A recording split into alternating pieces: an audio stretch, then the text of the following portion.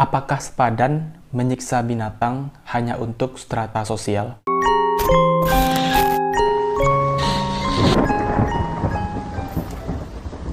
Hai guys, welcome back to my channel. Nama aku Rio, and this is The Mirror.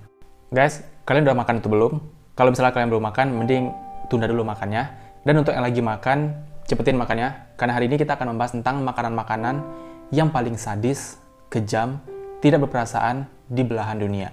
Sebenarnya kalau bicara tentang makanan, kita nggak hanya membahas tentang rasanya yang enak atau tidak, tapi juga cara penyajiannya, cara mendapatkan bahan-bahannya, cara memproses dan mengolahnya, sampai makanan itu ada di hadapan kita dan siap untuk disantap.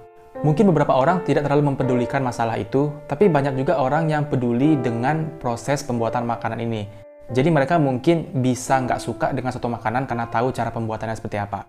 Nah, kita sebelumnya udah pernah dengar nih makanan-makanan ekstrim kayak daging buaya, daging kadal, daging kalajengking, kelelawar, dan sebagainya. Itu membayangkannya aja udah jijik guys, makanan kayak gitu kan. Tapi makanan-makanan yang akan kita bahas di video ini itu jauh lebih... Pokoknya sadis, gila, kejam, nggak masuk akal, nggak berperasaan, tidak manusiawi. Dan gilanya, makanan-makanan kejam dan sadis ini dihargai dengan sangat mahal dan dikategorikan sebagai high class, makanan kelas atas, yang hanya bisa dikonsumsi oleh orang-orang yang banyak uang, banyak harta, konglomerat. Nah, kita yang biasa makan lontong, gado-gado, bubur ayam, itu kayak nggak level dengan mereka-mereka yang makan makanan ini. Tapi sebelum kepanjangan, kita langsung aja masuk ke makanan pertama. Makanan pertama adalah foie gras dari Prancis. Foie gras adalah makanan khas dari Prancis yang kalau dirupiahkan harganya itu sekitar 400-600 ribuan gitu. Dan bahan bakunya adalah ati angsa yang sangat padat, gemuk, juicy, dan terlihat sangat menggiurkan. Kalau kalian lihat gambar penampilan di atas piring, foie gras ini kan kayak steak daging yang dibalut oleh saus yang sangat enak dan kelihatannya kayak high class banget gitu kan. Di balik makanan lezat foie gras ini, ada sosok angsa yang disiksa dan menderita. Kalau kalian lihat, ati angsa biasa dengan ati foie gras ini ukurannya beda jauh kan. Itu kenapa bisa terjadi? Itu ternyata angsa-angsa yang diternak khusus untuk foie gras ini dipaksa untuk makan bahkan saat mereka udah kenyang. Nah, tahu kenyang atau enggak dari mana kan bisa kelihatan ketika dikasih makan mereka nolak, lari-lari, itu kan tandanya mereka kenyang. Tapi mereka nggak bisa bilang kenyang karena semua angsa ini dimasukkan pipa besi ke dalam tenggorokannya untuk menyalurkan makanan. Jadi mereka dipaksa makan dengan pipa besi gitu. Nah, dari sini kalian bayangkan aja ketika kalian udah kenyang, dipaksa makan dengan dimasukkan pipa ke dalam tenggorokan kalian untuk diisi makanan itu. Tapi nggak stop sampai di sana. Angsa-angsa yang sudah diberi makan ini dikurung di kandang kecil dan sempit, di mana mereka nggak bisa tidur, nggak bisa berjalan, nggak bisa bergerak. Jadi mereka cuma bisa berdiri diam di situ seharian. Bahkan ketika mereka tidur pun, mereka harus dalam posisi berdiri. Itu disengaja supaya mereka nggak banyak gerak, agar lemak-lemak di dalam tubuh mereka tetap terjaga. Itu dilakukan agar para angsa ini mengalami pembengkakan hati atau liver, dan karena itulah hati angsa ini bisa membengkak besar gitu. Jadi besar itu karena pembengkakan hati. Dan tak jarang para angsa ini ditemukan sudah mati dengan makanan yang masih penuh di tenggorokan mereka, di mulut mereka. Dan angsa-angsa yang masih bertahan hidup ini rata-rata anusnya itu mengucur darah segar karena pecahnya organ-organ tubuh di dalam mereka. Nah, ati dari angsa yang tersisa inilah yang digunakan untuk makanan mewah foie gras tadi. Apakah sepadan menyiksa binatang untuk makanan kelas atas? Tapi mirisnya, foie gras ini tersedia di Indonesia. Yang kedua adalah frog sashimi. Sashimi adalah makanan khas Jepang yang biasanya disajikan hidup-hidup. Bukan hidup-hidup sih, masih mentah. Dan rata-rata sashimi ini adalah ikan mentah gitu yang dimakan dengan kecap asin kan. Nah, di Jepang juga ada makanan frog sashimi, di mana sashimi ini bukanlah ikan tapi seekor kodok. Nah, frog sashimi ini juga dikategorikan sebagai makanan high class dengan harga yang cukup mahal untuk bisa makan itu. Itu karena kodok yang digunakan adalah bullfrog yang didatangkan langsung dari Afrika. Jadi itulah kenapa makanan ini mahal. Cara menyajikan kodok ini adalah dikuliti, dimutilasi, dan dikeluarkan semua isi perutnya secara hidup-hidup. Jadi memang di saat mereka masih hidup, itu langsung dibelah, dikuliti, dan dipotong-potong bagian tubuhnya. Kecuali kepala, tangan, dan kaki. Nah, setelah tubuh kodok ini dimutilasi, dipotong-potong dengan kejam itu, Bagian-bagian tubuhnya ini disusun kembali di atas piring, membentuk seakan-akan mereka masih hidup. Jadi kepala di atas, tangan dan kaki di kiri dan kanan, dan di tengah-tengahnya itu bagian-bagian tubuh yang udah dipotong-potong tadi. Dan makanan pun siap untuk disantap. Dan si konsumen bisa menyantap langsung bagian tubuh kodok itu di depan kodoknya sendiri yang masih ngedip-ngedip matanya dan masih... Makanan ketiga adalah ortolan dari Prancis. Kita balik lagi ke Prancis, dan bahan bakunya adalah burung ortolan pasti. Nah, sebenarnya burung ortolan ini saat sekarang ini tercatat sebagai jenis yang hampir punah, dan kepunahannya itu memang habis karena dijadikan bahan makanan sejak zaman dulu. Nah, jadi cara penyajian burung ortolan ini adalah dengan memburu burung ortolan di alam liar. Kemudian setelah tertangkap, burung ini akan ditusuk kedua matanya atau dijepit dengan jepitan listrik yang zzz gitu. Setelah buta, mereka akan dimasukkan ke dalam kotak kecil yang sempit dan gelap, sehingga mereka tidak tahu dengan jadwal makanan mereka. Jadi setiap ada makanan yang masuk ke dalam kotak itu, mereka akan memakannya. Mereka pun hanya diberi buah anggur dan buah-buahan lainnya untuk mereka makan. Tapi karena pola makan yang tidak terjaga dan tidak teratur ini, burung ortolan ini tubuhnya itu bisa membesar 2-4 kali lipat. Setelah tubuhnya membesar itu, dia dibenamkan ke dalam brandy bernama Armagnac, dan dia ditenggelamkan sampai mereka mati. Setelah mereka mati itulah, burung ortolan ini disajikan dengan cara dipanggang selama 10 menit. Cara makannya pun unik. Si konsumen harus menutup kepala mereka dengan kain, kemudian memasukkan seluruh tubuh burung ortolan yang masih full gitu ke dalam mulut mereka dengan kepalanya yang ada di luar. Kemudian gigit sekeras mungkin burung itu hingga kepalanya lepas dan jatuh. Nah, saat itulah kalian bisa mulai mengunyah makanan itu dan rasakan setiap sensasi gigitannya. Rasakan mulai dari tulang-tulangnya, daging-dagingnya, jeroan-jeroannya.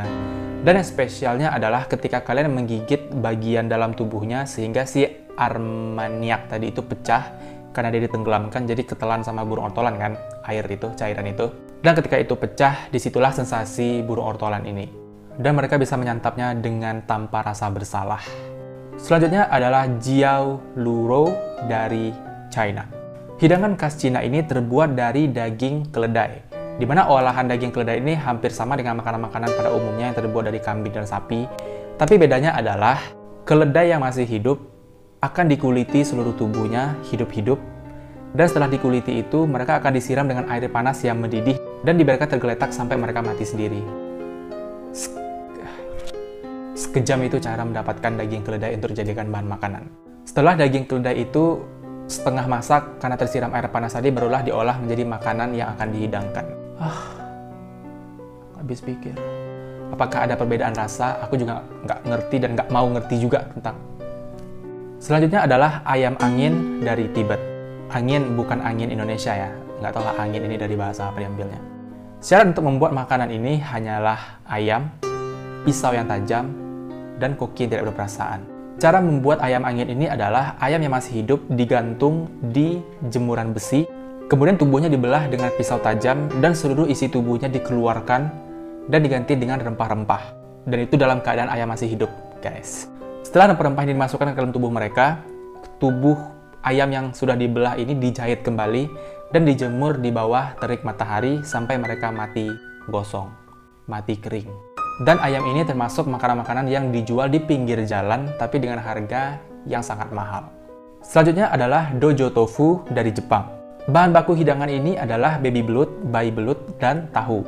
Cara menyajikan hidangan ini adalah dengan merebus bayi belut dan tahu tadi secara bersamaan. Bedanya adalah bayi belut ini dimasukkan atau direbus itu dalam keadaan hidup. Jadi mereka hidup-hidup direbus dengan si tahu. Nah, bayi belut yang ada satu panci dengan tahu yang direbus ini, mereka akan mulai merasakan kepanasan dan mereka akan mencari tempat untuk melindungi diri mereka. Dan satu-satunya tempat yang ada adalah si tahu. Jadi si bayi belut ini ketika airnya mulai mendidih, dia akan masuk ke dalam tahu untuk melindungi diri mereka. Tapi mereka nggak tahu kalau mereka juga akan mati terebus di dalam tahu itu. Itulah kenapa dojo tofu ini teksturnya itu bulat-bulat berlubang-lubang kayak keju gitu. Dan ketika tahu ini dibelah, kalian akan menemukan belut-belut itu yang sudah mati terebus di dalam tahu. Dan makanan dojo tofu ini bisa kalian temukan di restoran-restoran high class yang ada di Jepang. Dan yang terakhir adalah otak monyet. Hidangan otak monyet ini sejak zaman dulu udah mulai dikonsumsi oleh orang-orang karena dibilang bisa mengatasi berbagai macam penyakit dan mengatasi masalah kejantanan pria. Dan makanan ini udah tersebar ke seluruh penjuru dunia. Indonesia juga pernah. Tapi untungnya sekarang udah diilegalkan di Indonesia dan nggak boleh dikonsumsi lagi karena ternyata terbukti mengandung zat-zat berbahaya seperti zat logam, dan mengkonsumsi otak binatang itu sebenarnya bisa menyebabkan kolesterol dengan tingkat tinggi. Jadi sebenarnya nggak baik makan otak-otak binatang itu. Dan kalau kalian mikir dengan makan otak binatang kalian bisa jadi lebih pintar, berarti kalian... Nah, otak-otak monyet ini dihargai dengan sangat mahal dan termasuk makanan yang high class yang dimakan oleh orang-orang kaya, kaya harta, tapi miskin nurani. Maaf kalau kasar. Untuk menghidangkan otak monyet ini, monyet-monyet harus ditangkap terlebih dahulu dan dikurung di dalam kandang. Ketika ada yang mesan, monyet yang ada di dalam kandang ini ditangkap dan dibawa ke hadapan si konsumen. Kemudian di meja khusus, monyet ini akan dijepit kepalanya, jadi ada papan gitu kan. Badan monyet di bawah, kepala monyetnya di atas papan itu dijepit itu sehingga mereka nggak bisa kemana-mana, nggak bisa bergerak. Kemudian si konsumen dipersilakan untuk memukul-mukul kepala monyet itu sampai mereka lemas. Dan ketika lemas itu yang istilahnya setengah sadar gitu, kepala monyet akan dibelah tempurung kepalanya itu sehingga otaknya kelihatan.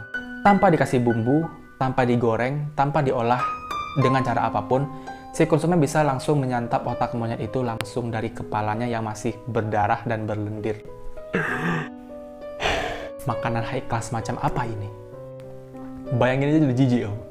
Aku nggak bisa pikir makanan-makanan seperti ini dimakan oleh orang-orang kaya, orang-orang high class, tapi rendahan dari segi nurani. Maaf kalau kasar. Kesal aja sih. Sangat disayangkan makanan-makanan semacam ini masih ada di dunia ini guys. Masih ada di belahan dunia ini dan masih dikonsumsi oleh orang-orang. Dan itu hanyalah beberapa dari sekian banyak makanan-makanan kejam dan sadis yang disajikan untuk orang-orang kelas atas, konglomerat, orang-orang kaya, yang nggak level dengan makanan-makanan rendahan yang kayak biasa kita makan.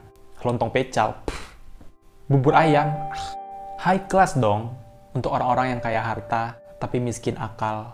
Satu sisi aku kasihan dengan hewan-hewan ini yang dibunuh, disiksa cuma untuk memenuhi hasrat manusia yang...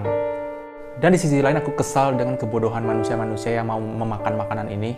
Apakah sepadan dengan menyiksa hewan untuk strata sosial kalian? Bukan salah mereka dong, mereka kan cuma mesan. Salahkan si koki lah atau si restorannya lah.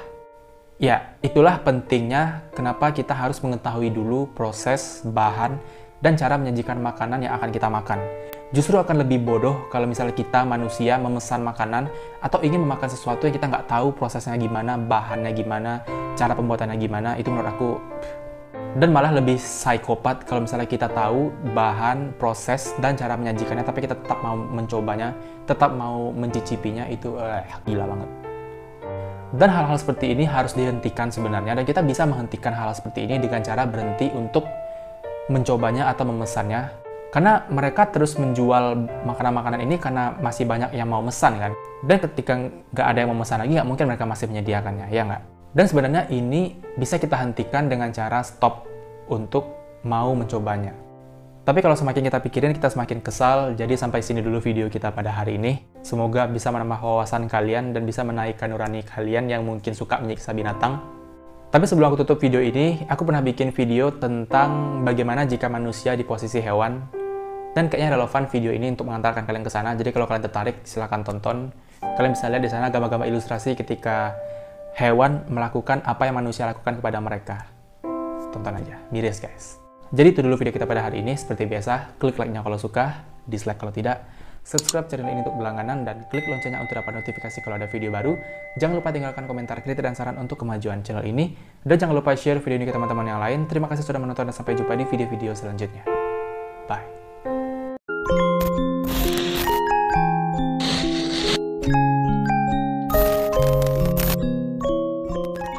Tetap baik dan tetap manusiawi guys. Karena kita adalah makhluk sosial, bukan cuma manusia di muka bumi.